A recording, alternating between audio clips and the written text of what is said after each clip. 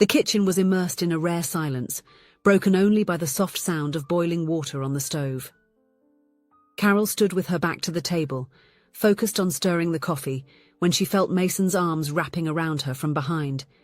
He rested his chin on her shoulder, and she smiled, not needing to turn around to know that he still had his eyes half closed, that sleepy look he always had in the morning. "Good morning," he murmured, his voice hoarse with sleep. "Good morning, sleepyhead," she replied, pouring the coffee into 2 mugs. "It's almost 9, you know." Mason let out a grunt but didn't move, as if trying to prolong that cozy moment. Carol took the chance to observe his reflection in the kitchen window. He was dishevelled, with unruly dark hair and the old t-shirt she always insisted he should throw away. It was a common scene, but one she never tired of appreciating. Carol was 28 years old and had an energy that seemed inexhaustible. Her brown hair, which she usually wore loose, fell in casual waves, and her laughter, loud, sincere, and a bit shrill, was so distinctive that friends often said they could recognize her from afar. She came from a large family, the kind that gathered on Sundays for endless lunches, where everyone talked at the same time, and no one was offended because of it. Mason, on the other hand, was the opposite. At 30, he had a calmness that Carol admired, but which sometimes left her a little bewildered. His dark hair was always cut with military precision, and he had a way of speaking that seemed to weigh each word before releasing it. He grew up in a small family, where feelings were rarely expressed aloud, and dinners were accompanied by long silences, broken only by brief and considered comments. When they met 3 years ago, Carol was at a party with friends, telling a story that involved a disastrous arts class and a child who decided to paint their own face green. Mason, who was there at the insistence of a co-worker, never took his eyes off her throughout the night. He didn't laugh loudly like the others, but his subtle smile and the way he tilted his head, as if he was truly listening, were enough to catch her attention. The relationship was quick and intense. Within a few months, they were already talking about marriage. It was around this time that Carol met Mason's family, especially his mother, Sharon. Sharon was an elegant 60-year-old woman. Her grey hair was always impeccably styled, and she dressed with discreet sophistication.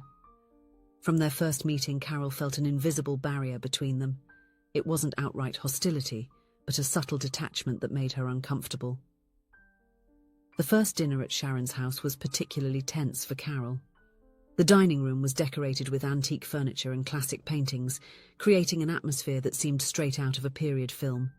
The silence was broken only by the clinking of cutlery and occasional comments about the weather or work. Carol tried to liven up the conversation by talking about her work and her funny experiences with the students. Her stories, which normally elicited laughter, were met with polite smiles and short responses. At one point, Sharon commented with a discreet smile, "Wow, Carol is quite lively, isn't she? Very outgoing." The neutral tone left Carol unsure whether it was a compliment or a subtle criticism. As time passed, this feeling of not belonging only grew. At family gatherings, Carol felt like a fish out of water. Mason's sisters, Amanda and Beatrice, were kind but equally reserved. The conversations revolved around safe and impersonal topics, never delving into deeper or emotional subjects. Carol and Mason's wedding was an event that highlighted these differences even more. While Carol's family wanted a big celebration with loud music and dancing until dawn, Mason's family preferred something more restrained and traditional. The final compromise was an elegant ceremony, but for Carol and Mason, it lacked their personal touch. During the preparations, Carol tried to involve Sharon and her sisters-in-law, seeking opinions on flowers, decoration, and music. The sisters-in-law helped where needed, but the mother-in-law's responses were always polite yet distant. "Whatever you prefer, dear. I don't want to interfere," was the phrase Carol heard most often. On the wedding day, Sharon helped with small details, but remained in the background, almost as if she feared taking up too much space. In the first few months after the wedding, Carol tried several times to get closer to her mother-in-law. She invited her for lunches, sent messages asking about her day, and tried to start conversations about books or movies. The responses were always polite but brief, never allowing for a deeper connection. One Sunday afternoon, about 6 months after the wedding, Carol decided to confide in Mason. They were sitting on the couch watching some program. "Mason, I think your mother doesn't like me," Carol said, her voice trembling slightly. Mason turned to her, surprised. "What do you mean, love? Why do you think that?" Carol sighed, feeling a knot in her throat. "It's just that she always seems distant. When we go to her house, she hardly talks to me. Sometimes I feel like she disappears, goes to her room just to avoid interacting. Even at our wedding, she barely got involved." Mason took Carol's hand, gently stroking it. "Love, my mother is like that. She doesn't talk much, but that doesn't mean she doesn't like you. It's just her way." Carol shook her head, not entirely convinced. "I don't know. Sometimes I think she sees me as inferior or doesn't consider me truly part of the family." Mason hugged her, pulling her close. "Hey, don't think like that. My mother is just reserved. Give her time. I'm sure she likes you. She just doesn't quite know how to show it." Despite Mason's comforting words, Carol couldn't completely shake off that feeling of rejection. It was only a year after the wedding that things began to change. Mason's family had rented a large country house to spend a week together, a tradition they had maintained for years. Carol was nervous about the prospect of spending so much time in close proximity to her husband's family, but also hopeful that it might be an opportunity to finally connect. The house was charming, an old 2-story building with a wide porch that wrapped around the entire first floor. It was situated on the top of a gentle hill, overlooking a lush green valley. The interior was cozy, with dark wood furniture and lace curtains on the windows. The first days were a mix of pleasant and uncomfortable moments for Carol.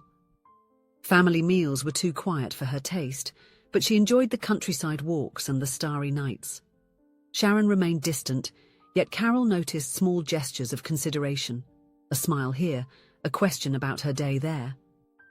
On the 4th night of the trip, Carol awoke in the middle of the night feeling thirsty. The room was dark and silent, with only the soft sound of Mason's breathing filling the space. She got up carefully to avoid waking him and left the room, heading down the stairs towards the kitchen. As she passed by the porch, Carol heard low voices. She stopped, recognizing Sharon's voice and Amanda's, one of Mason's sisters. She was about to continue on her way when something in the conversation made her pause. "I really like Carol," Sharon said, her voice laden with an emotion that Carol had never heard before. "I so want to get closer to her, but I'm afraid of interfering, of intruding. Your grandmother was a very difficult mother-in-law, and I promised myself I would never be that invasive. But does she think I don't care about them?" Carol's heart raced. She had never imagined Sharon could have these feelings. Amanda responded with kindness. "Mum, you need to try to talk to her more. Carol is very dear. I notice she tries to get closer, but you end up pulling away." Sharon sighed deeply. "I know. I'll try to improve. It's just that it's hard for me. I've always been reserved, you know. And Carol is so different from us. So full of life, so open. Sometimes I feel inadequate around her." Carol froze, absorbing every word. All the frustration and sadness she had felt over the past few months began to dissipate, replaced by a growing understanding. "Mom," Amanda continued, "Carol loves Mason, and she really wants to be part of our family. Maybe you two can learn from each other. You don't need to change who you are, just open your heart a little more." Sharon was silent for a moment before responding. "You're right. Tomorrow I'll try to talk more with her. Perhaps we can do something together." Carol moved away silently, returning to the bedroom with a full heart. She lay down next to Mason, her mind replaying the conversation she had overheard. For the first time in months, she felt a genuine hope that things could improve. The next morning, Carol went down for breakfast with a new perspective. When she saw Sharon in the kitchen, making coffee, she decided to take the first step. "Good morning, Sharon," she said with a warm smile. "Can I help with breakfast?" Sharon seemed surprised for a moment, but then returned the smile. "Of course, dear. How about you cut some fruit while I prepare the eggs?" As they worked side by side, Carol initiated a light conversation about family recipes. To her surprise and delight, Sharon responded enthusiastically, sharing stories about dishes her own mother used to make. In the days that followed, Carol noticed a subtle but significant change in Sharon's behavior. Her mother-in-law began making small gestures, asking her opinion about a book, offering to teach her how to bake a cake that was a family tradition. When the trip came to an end, Carol felt that something fundamental had changed in her relationship with Sharon. It wasn't a complete transformation. Sharon was still reserved in many ways. But there was a new openness, a mutual willingness to connect. In the following weeks, Sharon started inviting Carol for afternoon teas during the week. At first, the conversations were a bit awkward, but gradually, they found their own rhythm. Carol learned to appreciate the comfortable silence that sometimes settled between them, while Sharon began to open up more, sharing stories of her youth and when Mason was a child. Years later, Carol and Mason were at home, surrounded by the delightful chaos that only a newborn can bring. Ethan, at 2 months old, was the center of attention. Amid the bottles, diapers, and sleepless nights, Carol looked at the living room and smiled. And guess who was there? Her mother, Linda, and Sharon, the mother-in-law who once seemed so distant, sitting together on the couch, holding Ethan with a care that only grandmothers have. Sharon, who used to seem so reserved, now spent hours talking with Linda about the best tricks to soothe babies, while the two laughed at stories from when Carol and Mason were little. It was a scene Carol never imagined possible, but it now filled her heart with gratitude. Gradually, Carol realized that the differences between them had never disappeared, and that was okay. Sharon was still more reserved, preferring subtle gestures to grand words, while Carol remained expansive and full of energy. But somehow, they had found a middle ground, a space where one's silence complemented the other's expressiveness. Mason watched everything with a discreet smile. Seeing the two most important women in his life, his mother and his wife, building such a special relationship was more than he could have hoped for.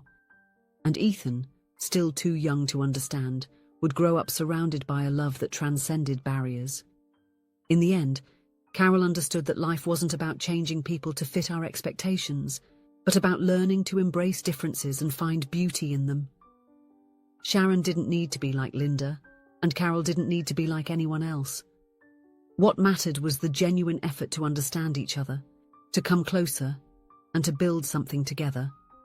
And so, what began as a misunderstanding, fueled by insecurities and cultural differences, transformed into a relationship of mutual respect and genuine love.